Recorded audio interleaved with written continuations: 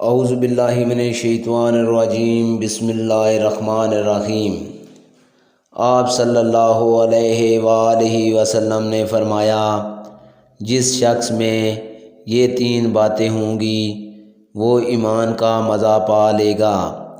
ایک یہ کہ وہ شخص جسے اللہ اور اس کا رسول ان کے ماسوا سے زیادہ عزیز ہوں، اور دوسرا یہ کہ جو کسی بندے سے محض اللہ ہی کے لیے محبت کرے، اور تیسری بات یہ کہ جسے اللہ نے کفر سے نجات دی ہو، پھر دوبارہ کفر اختیار کرنے کو وہ ایسا برا سمجھے جیسا آگ میں گر جانے کو برا جانتا ہے۔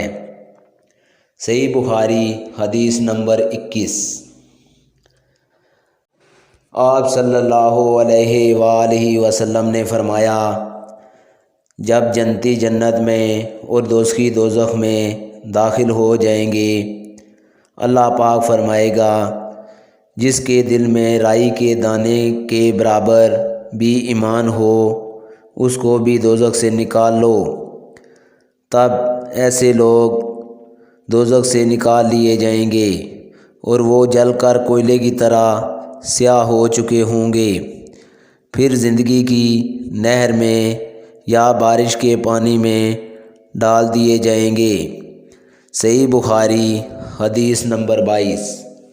آج کی ویڈیو دوستو اتنی، اگلی ویڈیو میں آپ لوگوں سے ملاقات ہوگی، تب تک کے لیے اللہ حافظ۔